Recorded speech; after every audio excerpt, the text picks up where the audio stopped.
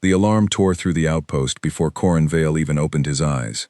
Red light spun across the walls of the command bay, painting every surface in short, urgent flashes. Boots pounded the metal floor outside his quarters.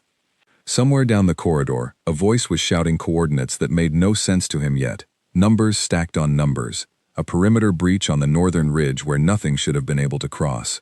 He was already moving before his mind caught up with his body. 3 years on the edge of colonized space had trained his muscles to react faster than his thoughts.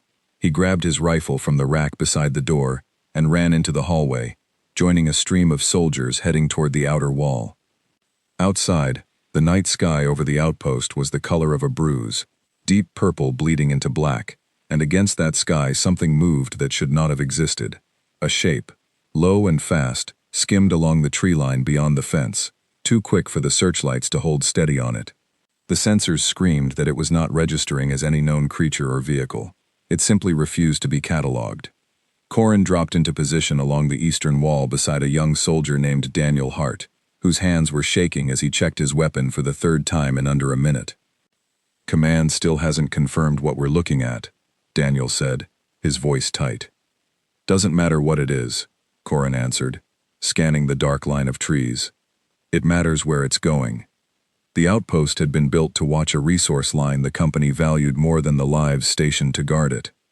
Corin had never been told exactly what lay beneath the frozen ground 3 kilometers north, only that it was worth enough for the company to keep soldiers awake at all hours, watching a horizon that rarely gave them anything to see. Until tonight. The shape vanished into a ravine, and the sensors fell silent almost as quickly as they had triggered. For a full minute, nobody spoke.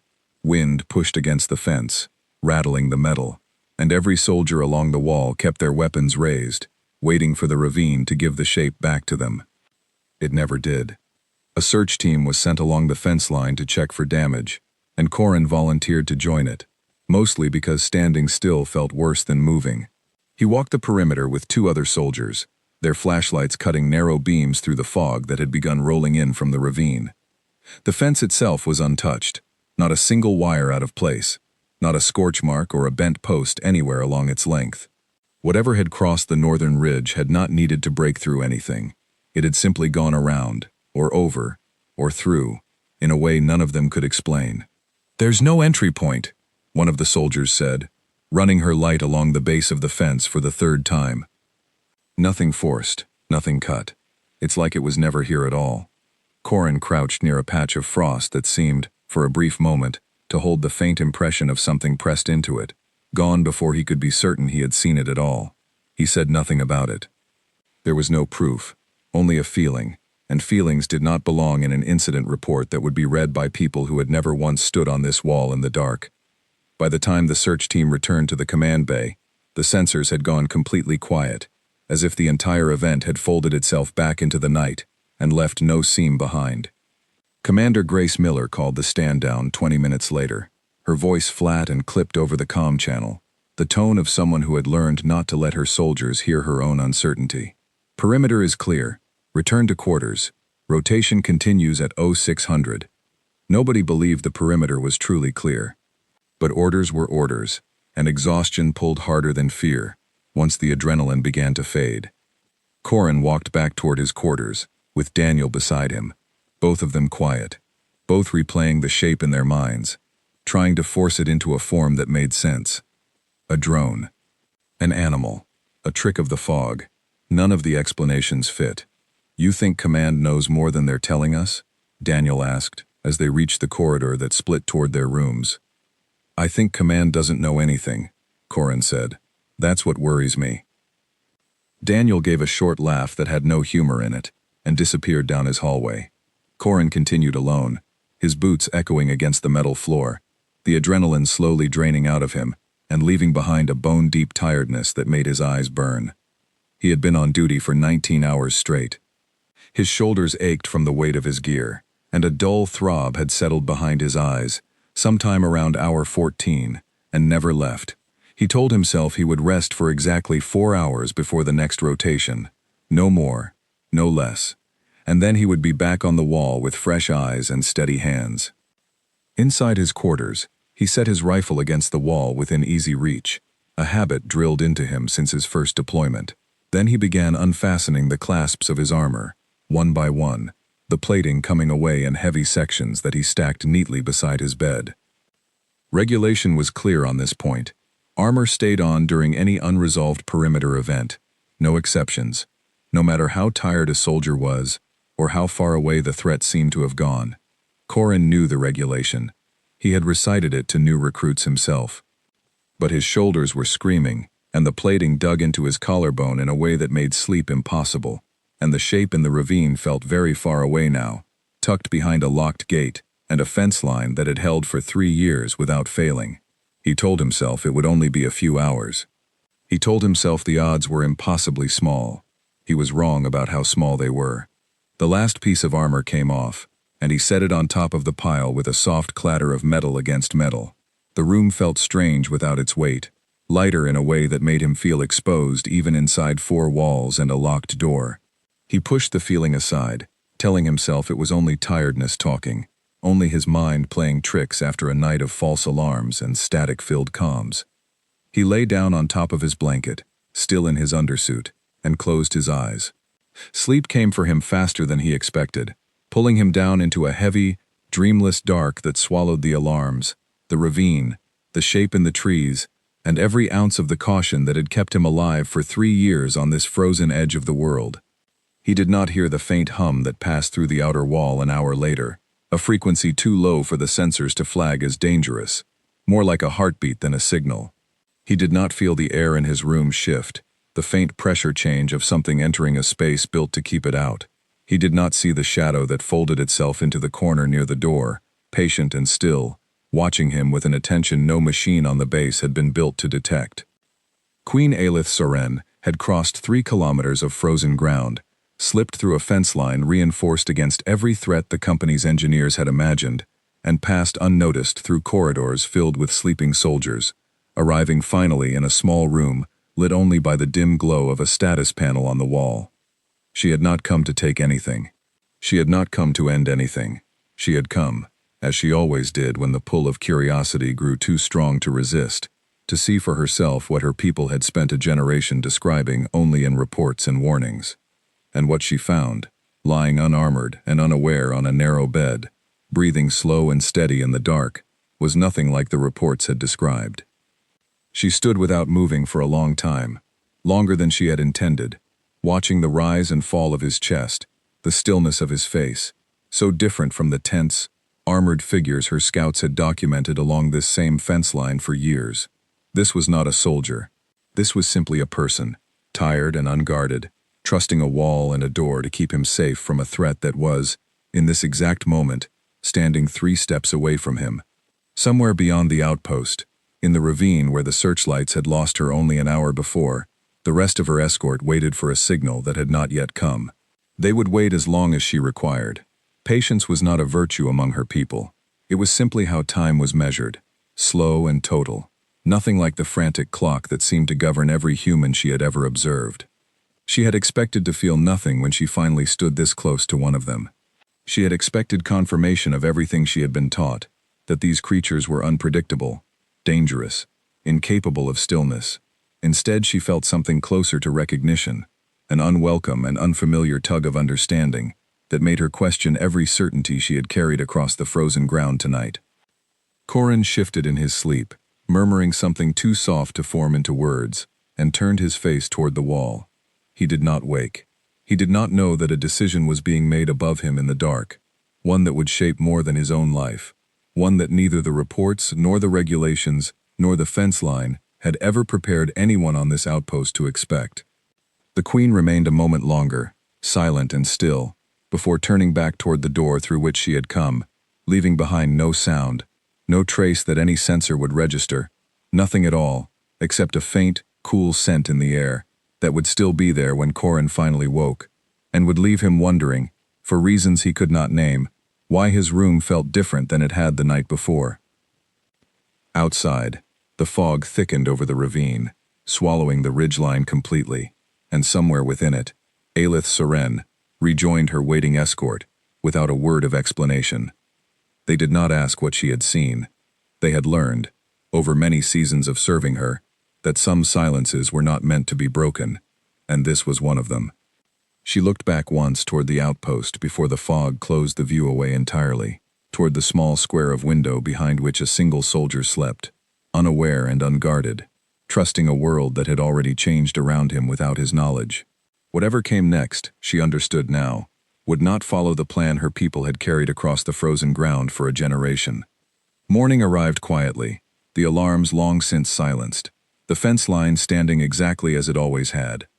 Corin woke with the strange, lingering sense that something had shifted in the night, though nothing in the room appeared out of place. He dressed, retrieved his rifle, and reported for the next rotation, carrying with him a small, unshakable feeling that the wall he had trusted to keep him safe was no longer the only thing standing between him and whatever waited beyond it. 3 kilometers north, beneath the ravine that had swallowed every searchlight sent to find it, the ground opened into a world the outpost had never mapped and never would.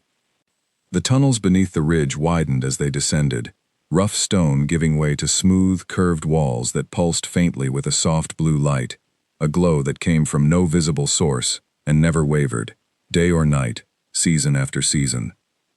This was the outer edge of the Threnian hive, a network of chambers and passages that stretched far deeper into the earth than any human survey had ever suspected, hidden not by disguise but by a simple, absolute silence that no instrument built above ground had been designed to hear.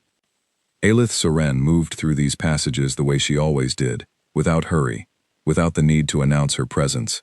Her people parted for her out of respect rather than fear, bowing their heads slightly as she passed, returning to their work the moment she had gone by. She was not a ruler who demanded ceremony. She had learned early in her long life that authority held too tightly tended to crack, while authority worn lightly tended to last. She reached the central chamber, a vast open space where the walls arched upward into a ceiling lost in shadow, and found her closest advisor waiting exactly where she expected him to be. Nolan Ashcombe was not his true name, not in the language of the hive, but it was the name he had chosen for himself many years ago, back when he had spent a full season living among humans, studying their speech and their habits, before returning below ground, with reports that had shaped policy for a generation. He wore his human name the way some wore a badge of honor, a reminder of how far he had gone in service of understanding the world above. "You went to the outpost," he said, not as a question. "I did. Alone."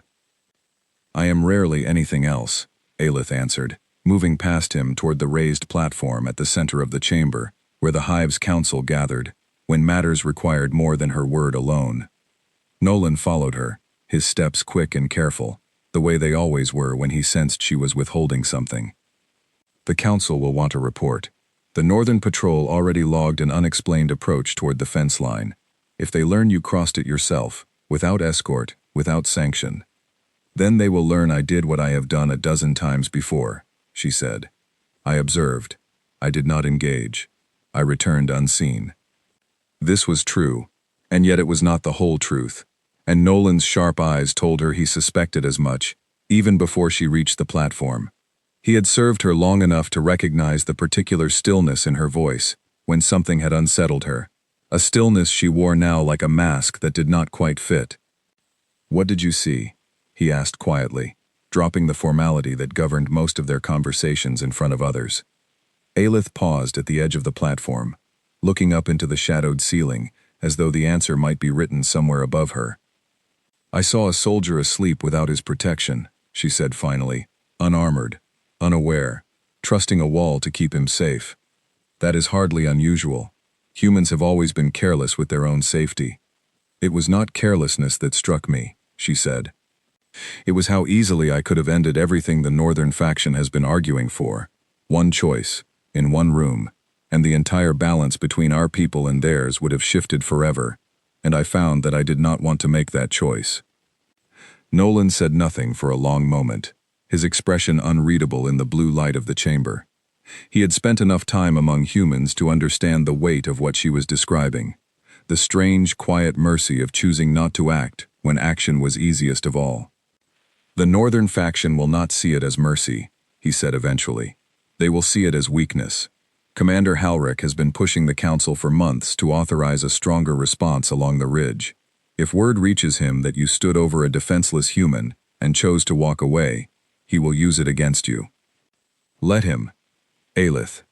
I did not walk into that room to prove anything to Halric, she said, turning to face him fully now, her voice carrying the quiet authority that had held the hive together through 3 difficult seasons of uncertain peace. I walked in because I have spent my entire life reading reports written by soldiers and scouts who see only enemies, never people. I wanted to see for myself, once, before I make another decision that could cost lives on either side of that fence. Nolan studied her for a long moment, then inclined his head, the closest thing to agreement he was willing to offer, while so many unresolved questions still hung in the air between them.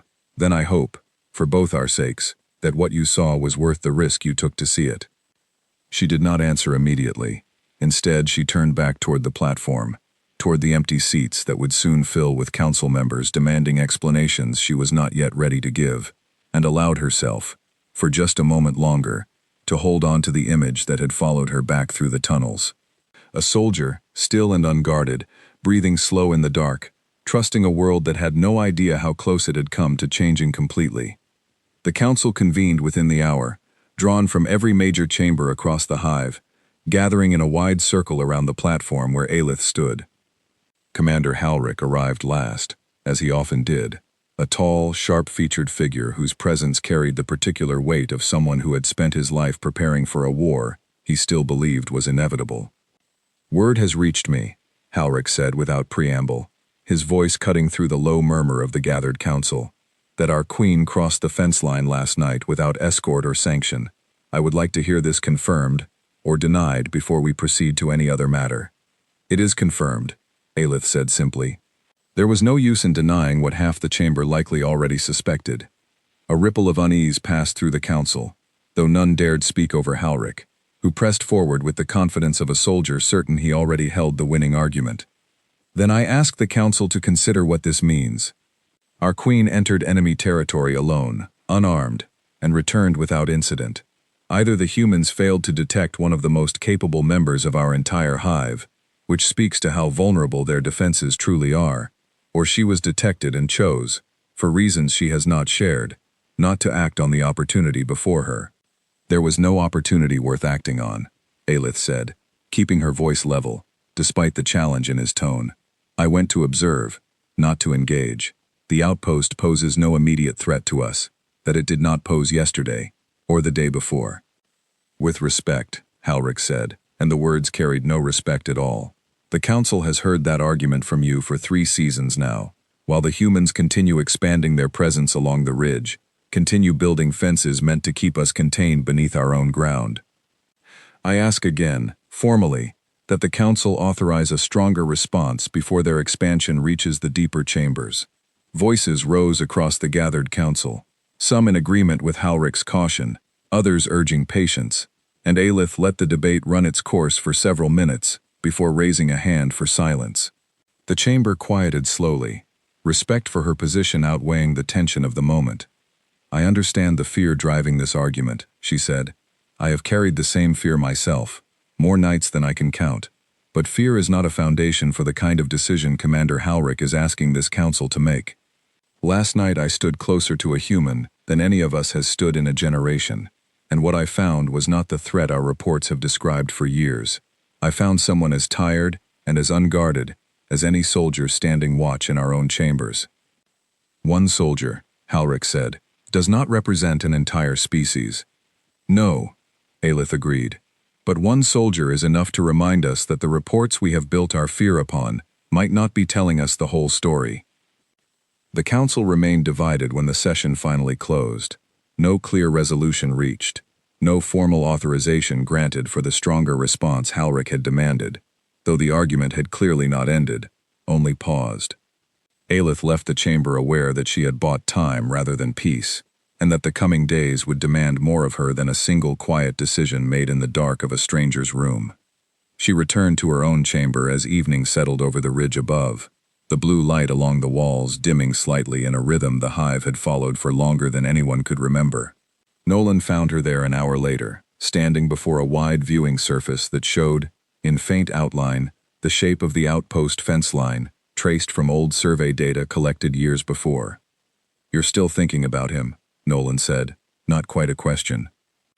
"I am thinking about what Halric said," Aelith answered, though both of them understood the two things were not entirely separate. About one soldier not representing an entire species. He is right, of course, but I find myself wondering what it would take to know for certain, one way or the other, rather than continuing to guess from a distance we have kept for a generation. That sounds like the beginning of a very dangerous idea.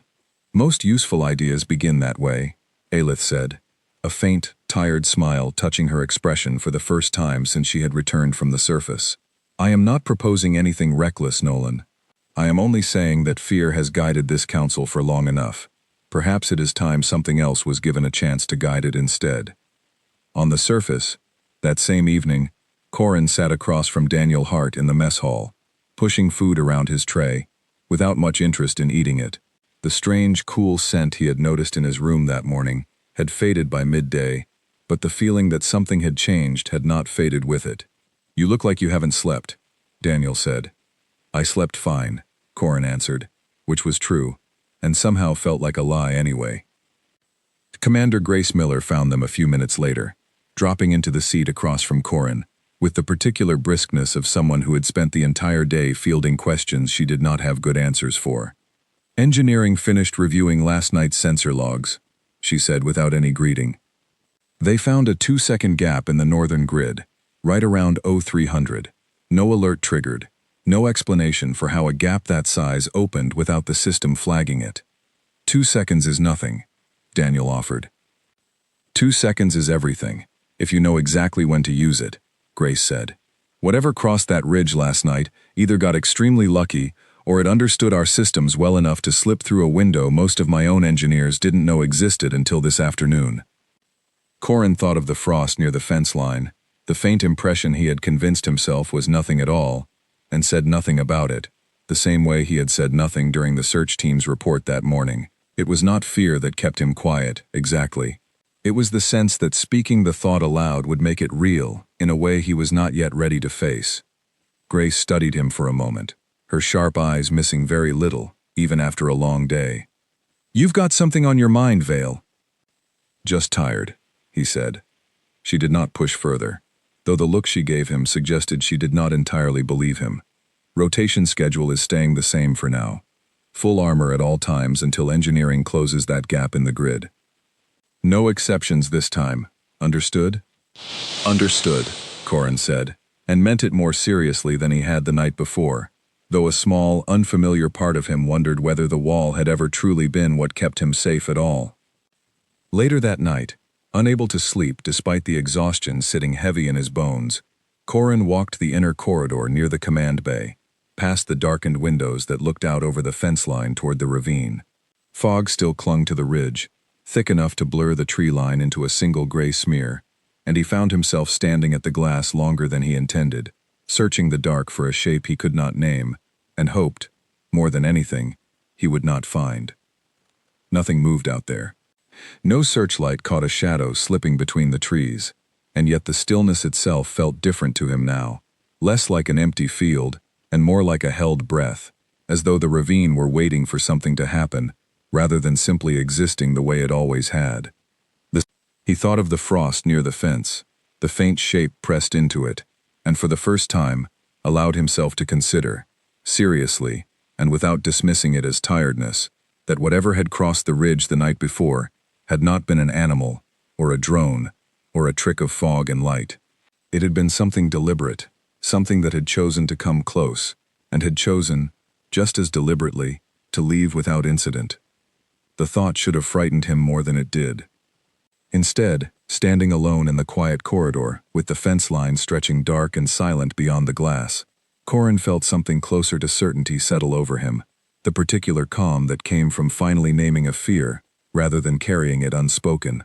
Whatever had been in the ravine last night was not finished with the outpost, and some part of him, one he did not fully understand yet, suspected it was not finished with him either.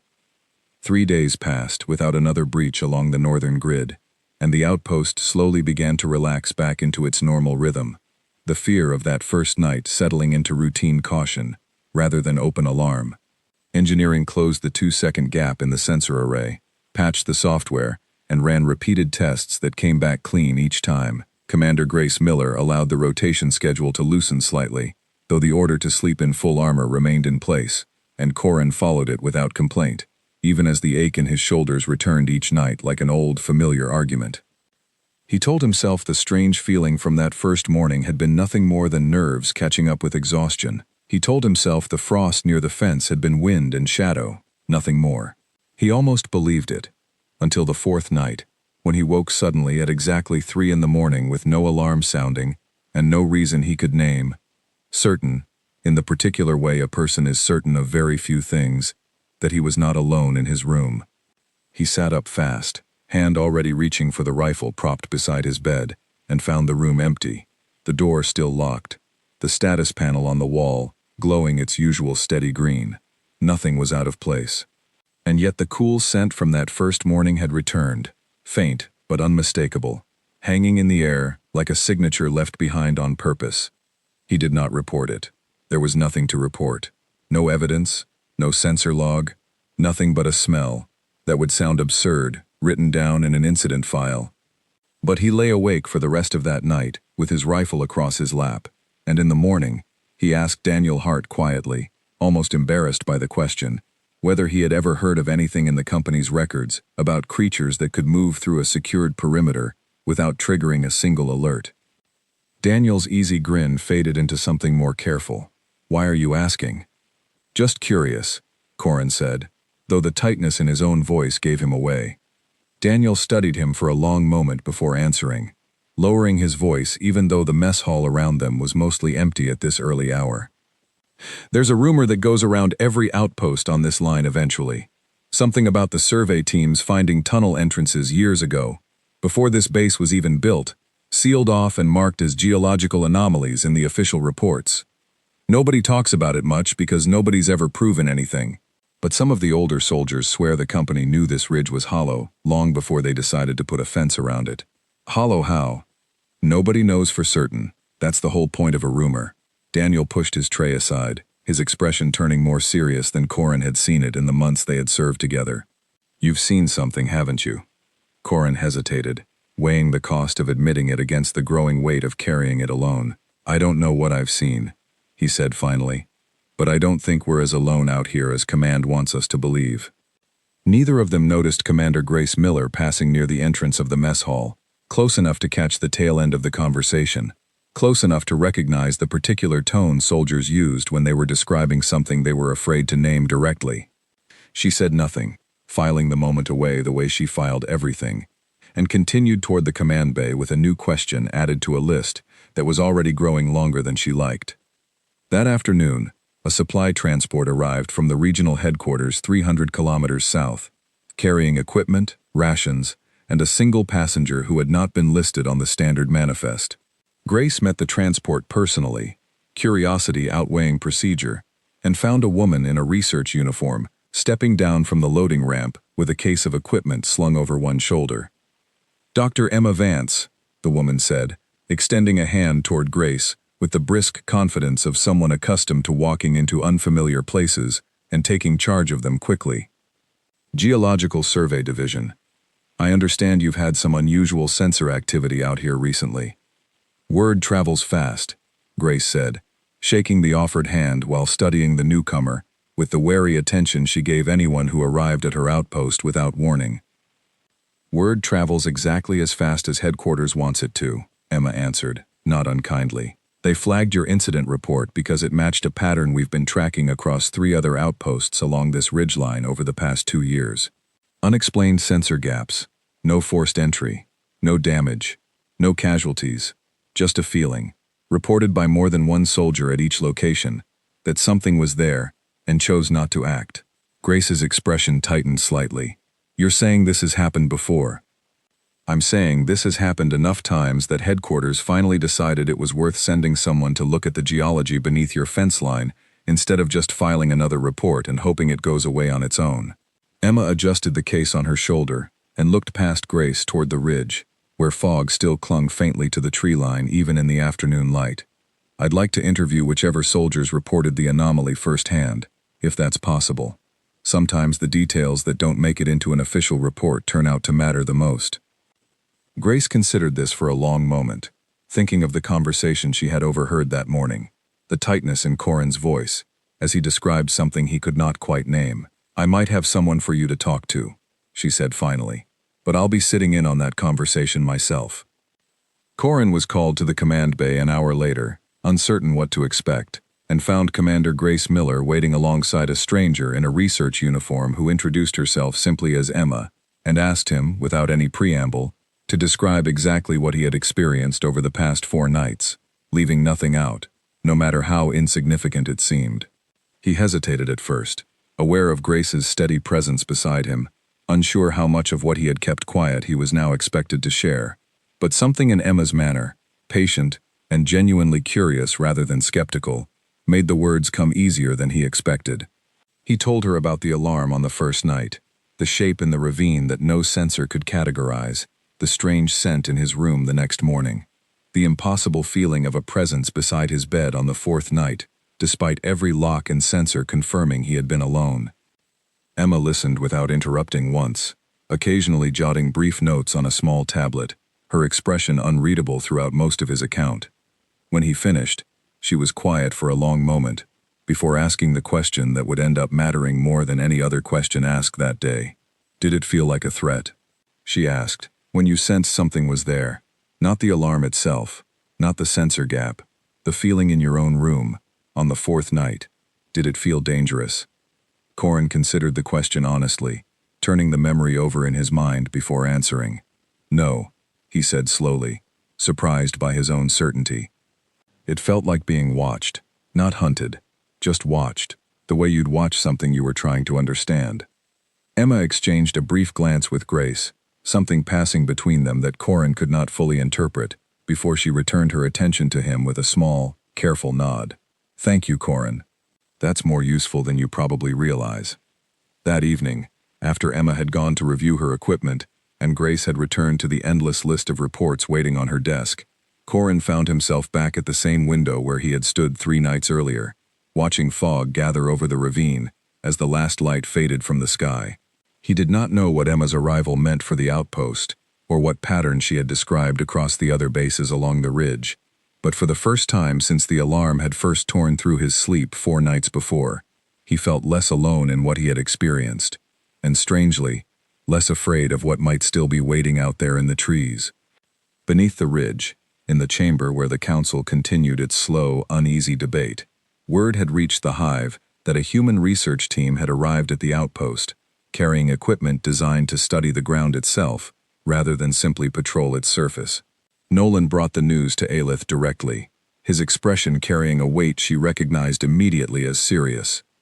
"They're looking for us," he said, not searching blindly this time, looking specifically, with instruments built, to find exactly what the fence line has failed to detect for years.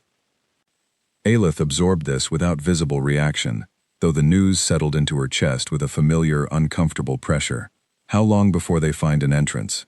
Days, perhaps. Weeks at most, if they bring the right equipment and know where to aim it.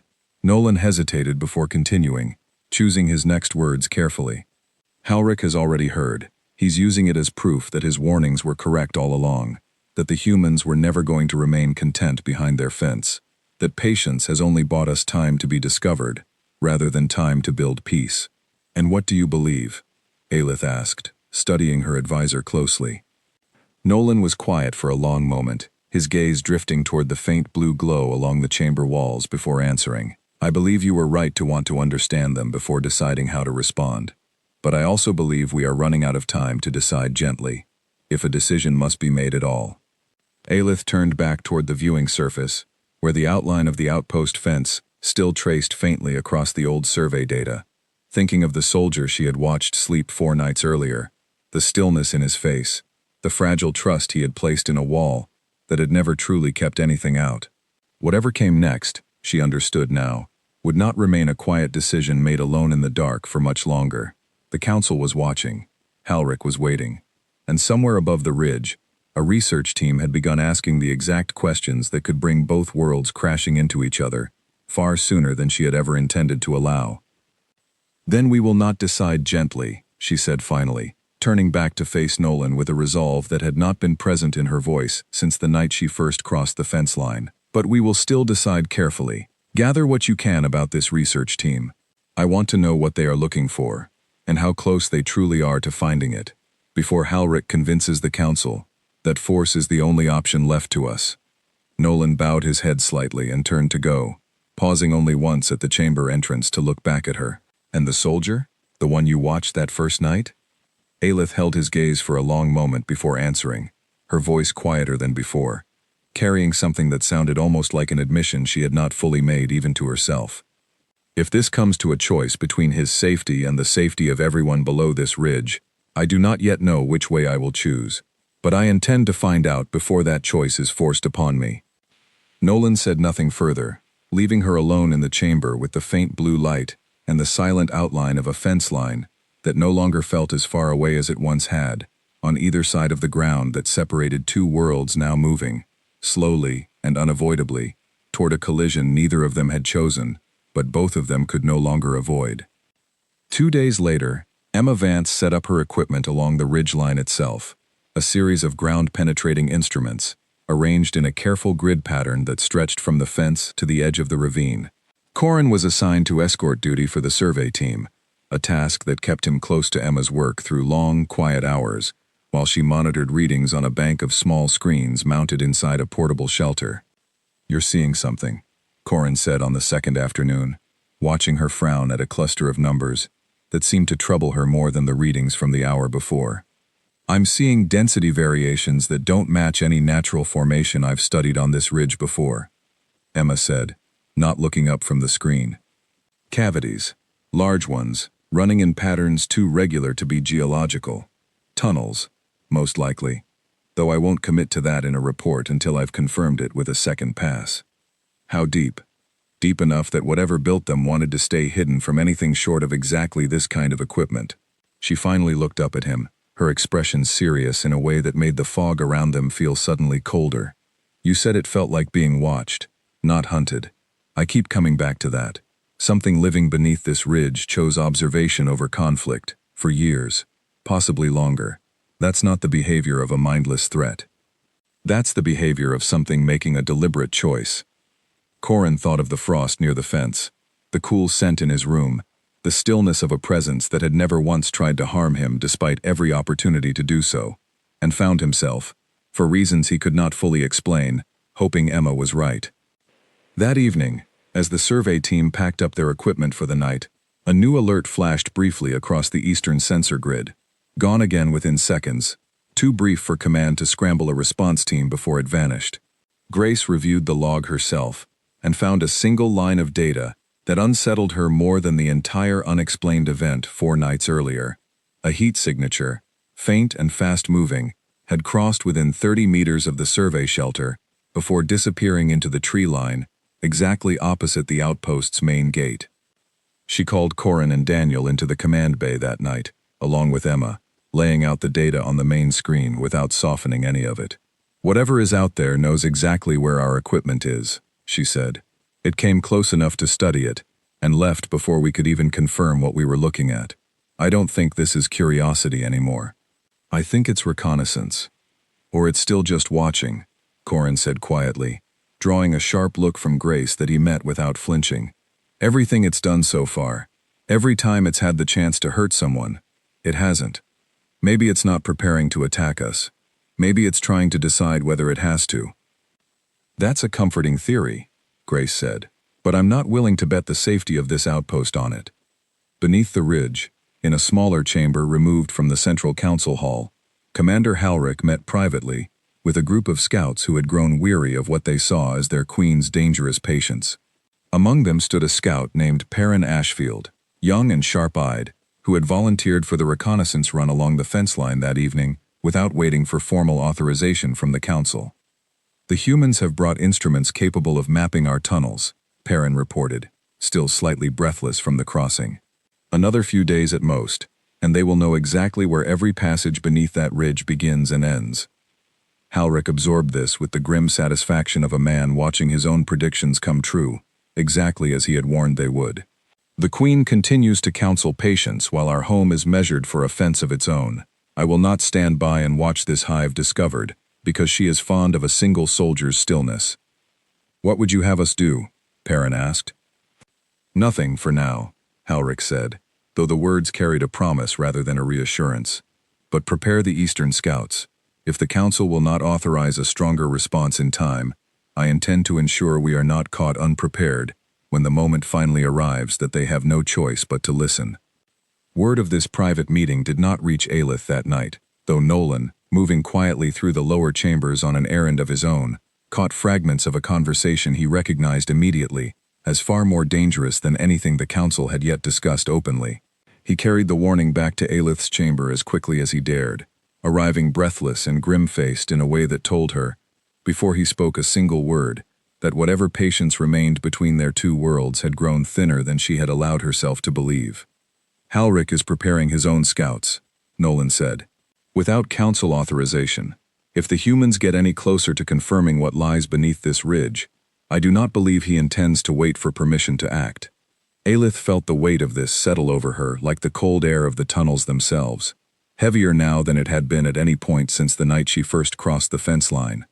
Whatever quiet understanding she had hoped to build, one careful observation at a time, was running out of time far faster than she had prepared for, caught between a council, still arguing over caution, and a commander no longer willing to wait for its answer.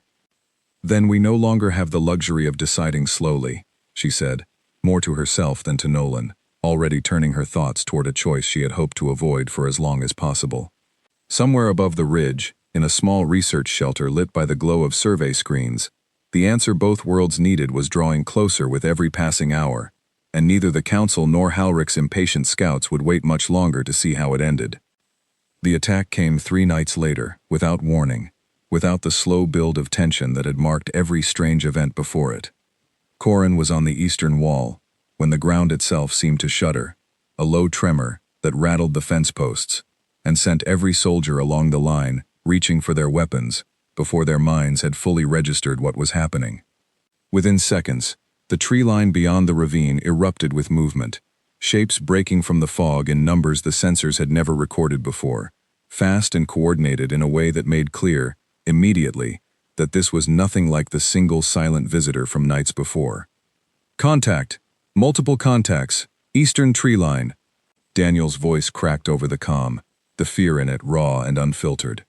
Grace's command cut through the chaos a moment later, sharp and steady despite the alarm blaring across every channel at once. All units! Defensive positions! Nobody fires until they cross the outer marker. Do you understand me? Nobody fires first. Corrin dropped into position beside Daniel, his heart hammering against his ribs as the shapes drew closer, resolving slowly into forms that matched nothing in any training manual he had ever studied. Tall and quick, moving with a coordination that spoke of discipline rather than panic.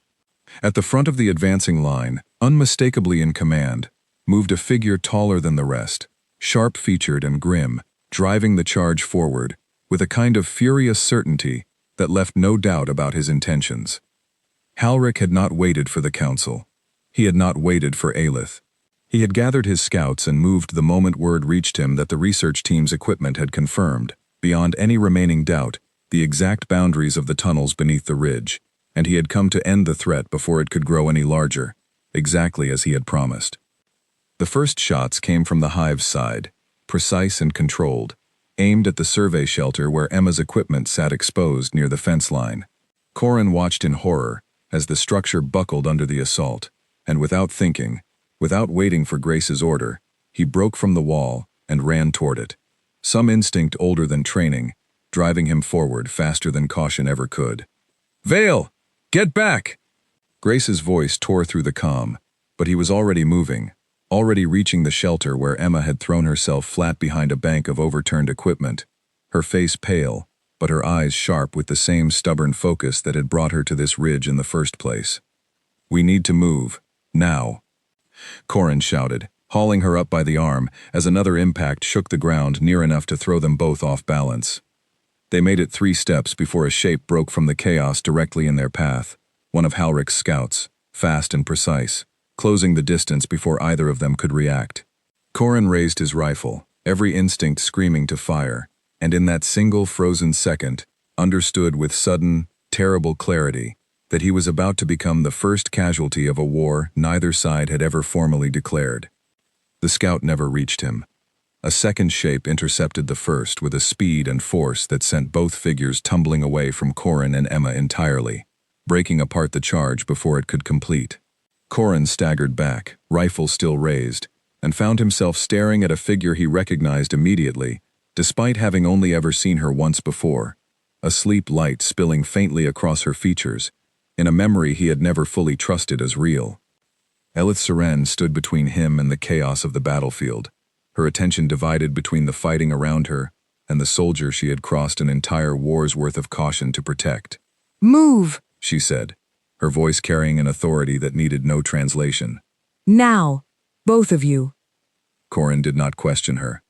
There was no time to question anything, only to grab Emma's arm again and run, following the path Alith cleared for them through the smoke and confusion, toward the relative safety of the inner wall, while behind them, the battle along the fence line continued to escalate into something neither species could easily walk back from. Grace met them at the gate, her expression a mixture of relief and disbelief as she took in the sight of Corin and Emma stumbling through, both unharmed, both alive against every likelihood of the last several minutes. "What happened out there?" "Something protected us," Corin said, still catching his breath, still trying to process what he had seen. "Something on their side stopped one of their own from reaching us." Grace did not have time to process this before a new alert cut across the comm. Halrick's forces pulling back suddenly from the fence line, not in retreat but in confusion, their coordinated charge fracturing into scattered movement as something within their own ranks began to interfere with the assault. From the inner wall, through the smoke and the fading light, Corin watched as Alith moved through her own soldiers, not fighting the humans directly but instead confronting Halrick's advance with an authority that even his most loyal scouts hesitated to defy. "Stand down," her voice carried across the battlefield, clear and unmistakable even through the chaos, a command aimed as much at her own people as at the soldiers behind the fence. "This is not the path I have chosen for the hive, and it will not become one tonight." Halrick turned to face her fully, fury and something close to grief mixing in his expression, as he took in the sight of his queen, standing between his forces and the humans he had spent months preparing to fight. "You would choose them over your own people?" "I would choose neither destruction nor blind fear," Alith answered, her voice steady, despite the weight of every eye on the battlefield, now turned toward her.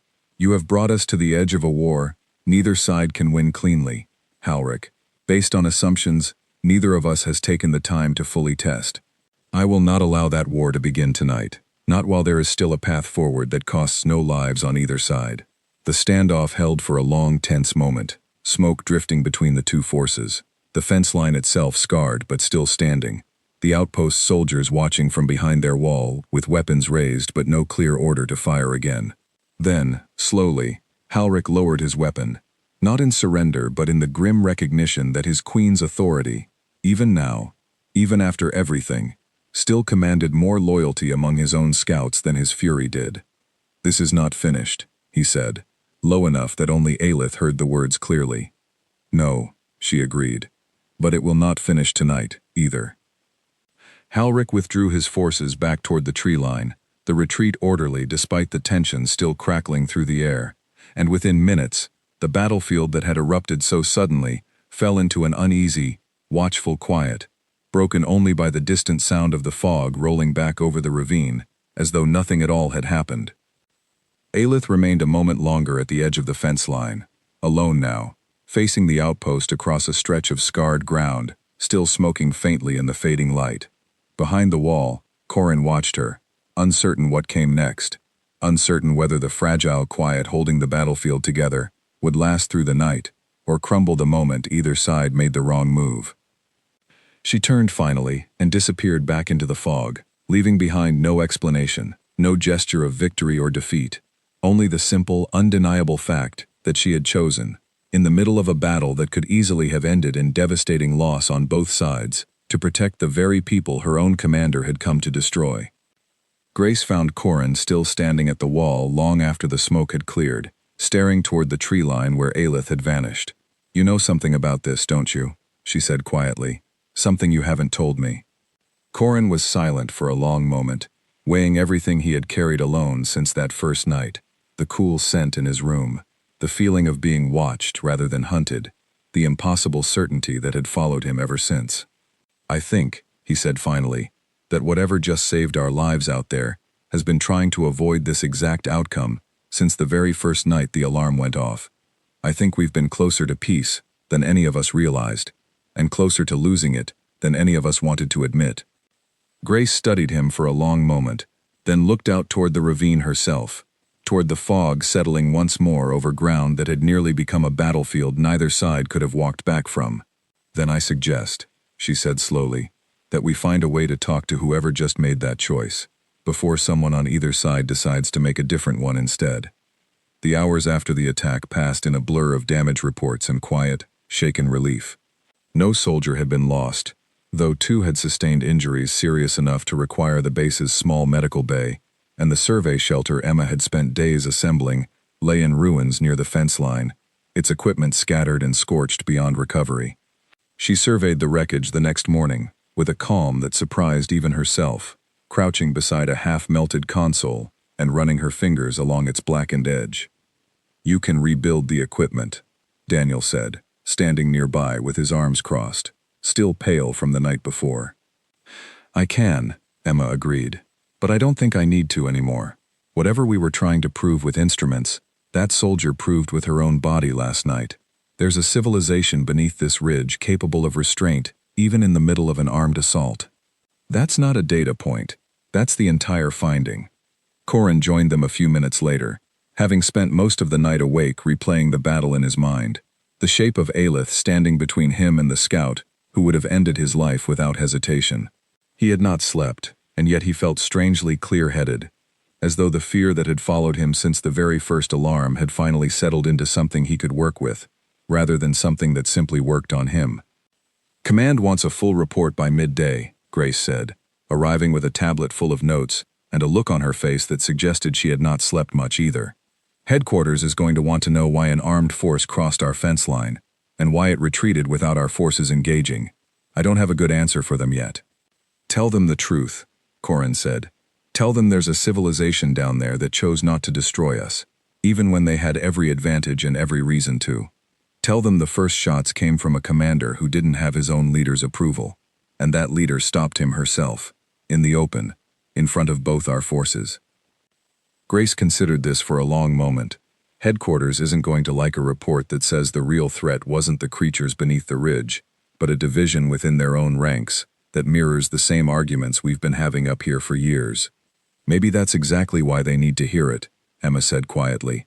"If there's a faction down there pushing for conflict, and a faction up here that would happily give them a reason for it, the only way this doesn't end badly is if both sides find the people willing to choose otherwise, and let them talk before anyone else decides to open fire first." Corin thought of Aelith's voice cutting across the battlefield, the authority in it, the exhaustion beneath that authority, the quiet, deliberate choice to place herself between 2 forces that could easily have destroyed each other in a matter of minutes. He thought, too, of the frost near the fence on that very first night, the small mercy of a decision made in the dark of his own room, when no one would have ever known if she had chosen differently. "She's going to come back," he said, more certain of this than he had been of almost anything in his life. "Not to attack, to talk." "I don't know how I know that, but I do." Grace studied him for a long moment, weighing his certainty against every instinct that told her to prepare for the opposite. "Then we'd better be ready to listen when she does," she said finally, "instead of reaching for a weapon the moment she's close enough to reach for one first." That evening, as the outpost settled into a watchfulness that felt different now than it had before the attack, less like fear and more like anticipation, Corin returned to the same window where he had stood twice before, watching the fog gather over the ravine as darkness fell across the ridge. He did not know what the coming days would bring, whether the fragile restraint both sides had shown would hold long enough to become something more permanent, or whether Halrich's fury would find another way to force the conflict neither Aelith nor Grace wanted. But he found himself, for the first time since the alarm had first torn through his sleep many nights before, not afraid of what waited in the dark beyond the fence. He found himself, instead, quietly hoping it would come closer, so that whatever conversation needed to happen between two worlds could finally begin. Beneath the ridge, the council chamber had not seen a gathering as tense as the one that convened the morning after the battle, in longer than anyone present could remember. Word of Halrich's unauthorized assault had spread through every level of the hive within hours, and the council members who filled the wide circle around the platform carried expressions ranging from fear to fury, to a kind of exhausted resignation that suggested the quiet peace they had maintained for a generation had finally begun to crack beyond simple repair. Halrich stood at the edge of the circle, stripped of the command authority he had held only the day before, his expression carrying none of the defiance Aelith had expected, and instead something closer to grim acceptance. "You acted without council authorization," Aelith said, her voice carrying across the chamber with a weight that left no room for debate. "You led scouts into direct conflict with the humans, based on your own judgment alone, and in doing so, you nearly began a war this hive did not choose, and may not have survived." "I acted to protect us," Halrich said, though the fire that had driven his argument for months now sounded worn thin, exhausted by its own momentum. "Everything I warned this council about was coming true. Their instruments were mapping our tunnels. Their fence was closing in around ground that has always been ours. And your response was to strike first, without proof that they intended us harm, without giving this council the chance to choose a different path." Aelith's gaze swept across the gathered members, many of whom had supported Halrich's caution in earlier sessions, and now sat with the uncomfortable knowledge that his fear had nearly cost lives on both sides of the fence.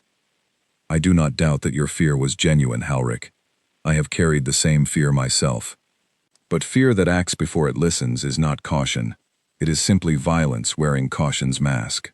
The chamber fell silent, the weight of her words settling over the council, in a way that no argument from either side had managed to achieve in months of debate. Even Halrich, standing exposed at the center of a judgment he had brought entirely upon himself, offered no further defense, only a slow, weary nod that acknowledged, finally, the cost of the choice he had made, without waiting for permission.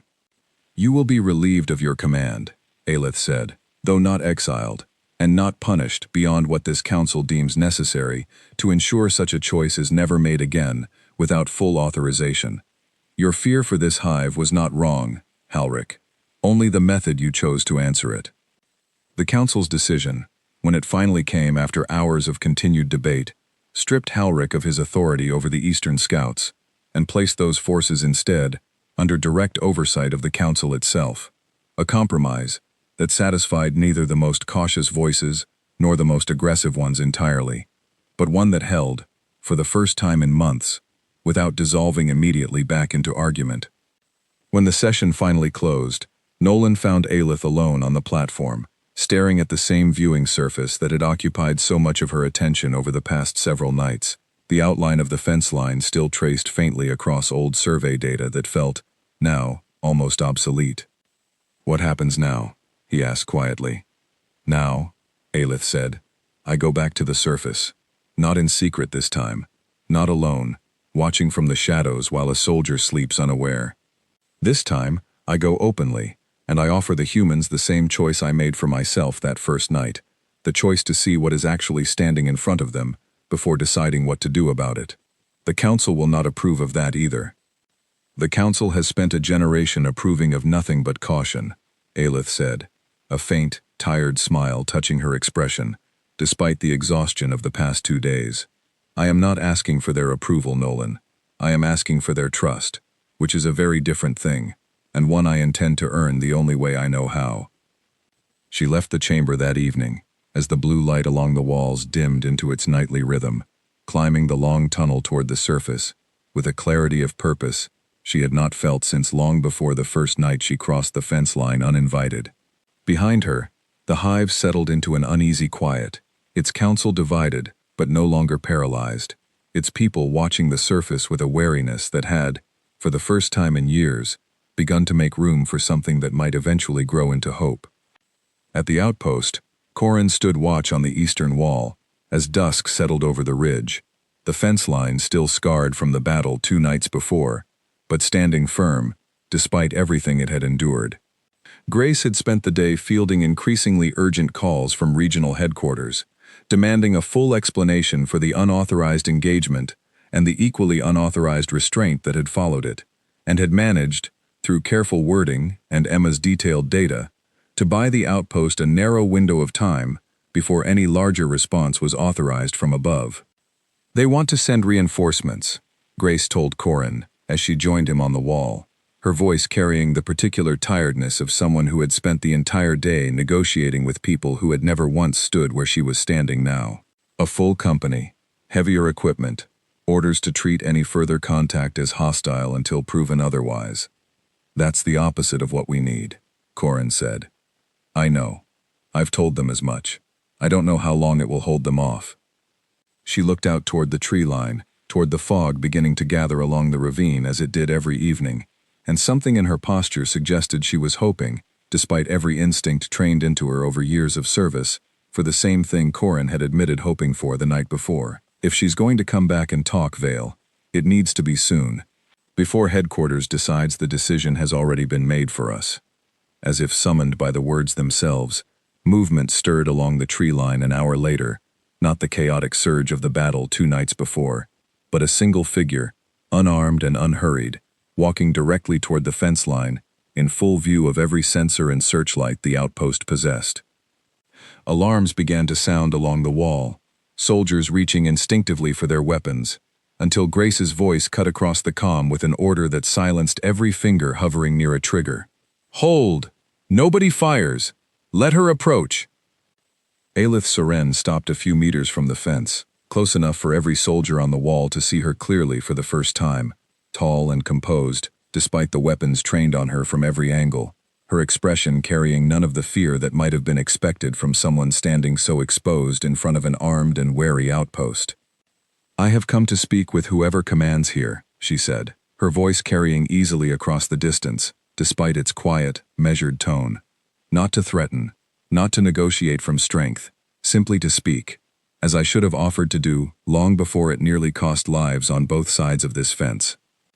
Grace stepped forward to the gate, her own weapon lowered though not holstered, meeting Aelith's steady gaze with a caution that had not entirely faded despite everything Corin had told her. "I'm listening." What followed was not a short conversation, nor an easy one, stretching long into the night, as Grace, Aelith, Emma, and eventually a shaken but resolute Corin worked through questions that had gone unanswered for a generation on both sides of the fence. Aelith spoke of the hive's long history of caution, born from an earlier, more painful contact with humans decades before that, had shaped generations of fear neither the outpost nor headquarters had ever known existed. Grace spoke honestly of the company's own priorities, the resource line beneath the ridge that had brought soldiers to this remote post in the first place, priorities that would need to be renegotiated entirely if any lasting peace were to hold. It was Corin, near the end of that long night, who finally asked the question that had followed him since the very first morning he woke, to find his room, carrying a scent he could not explain. "Why me?" he asked. "That first night. Why did you choose not to act when you had every reason to?" Aelith considered the question for a long moment before answering, her gaze steady on his in a way that made the answer feel more honest than anything spoken between them that entire night. "Because I expected to find a threat," she said, "and instead I found someone tired, unguarded, and entirely human in a way no report had ever prepared me to see. It was easier to fear what I had never truly looked at. Once I looked, fear became a much harder thing to justify."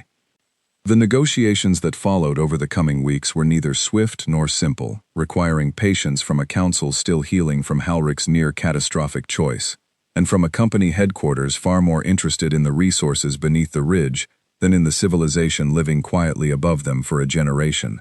But they held, slowly and carefully, built one honest conversation at a time, between people who had finally chosen to look at each other clearly, rather than through the distorted lens of years spent guarding a fence against a threat that had never truly been what either side believed it to be.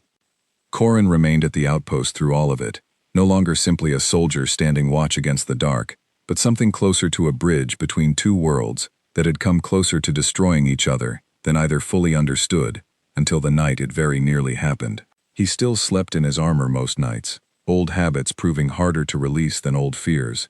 But on the rare evenings when exhaustion won out over caution, and he drifted off without it, he no longer woke wondering what had watched him in the dark. He knew. And for the first time since the alarm had first torn through his sleep on a night that felt, now, impossibly long ago, the knowledge brought him nothing but a quiet, hard-earned peace. 3 weeks into the negotiations, headquarters finally agreed to suspend all further resource extraction plans along the ridge, pending a full review, a decision that arrived only after Grace submitted a report so thoroughly documented, with data gathered by Emma and testimony from nearly every soldier who had stood on the wall the night of the attack, that even the most stubborn executives sitting comfortably 300 kilometers south could no longer pretend the situation was simple enough to ignore. It was not the outcome Aelith had hoped for entirely. The ridge remained contested ground rather than territory fully returned to the Hive's sole authority, but it was a beginning neither side had believed possible only a month before. Halric attended the formal signing of the agreement, standing at the edge of the gathered council members, with none of the authority he once carried, but with a presence that suggested he had, in his own difficult way, begun to accept the path his queen had chosen, instead of the one he had tried to force. When the ceremony ended, he approached Corin directly, an encounter neither of them had anticipated and neither quite knew how to navigate. "You are the soldier she watched that first night," Halric said, not quite a question. "I am," Corin answered, meeting his gaze without flinching, though the memory of the scout who had nearly ended his life during the battle still surfaced sometimes in the quiet hours before sleep.